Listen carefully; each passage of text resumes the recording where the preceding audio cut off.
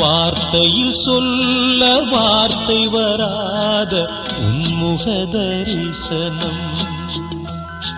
வானவர் தேடி வந்து வணங்கும் தேவனின் தரிசனம்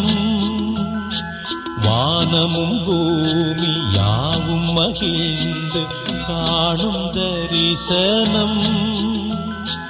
வாடிய உள்ளம் வசந்தம் காணும் ஐயனின் தரிசனம்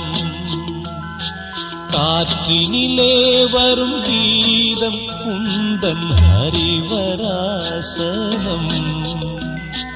கார்த்திகை மார்கழி காலம் தோறும் புண்ணிய தரிசனம்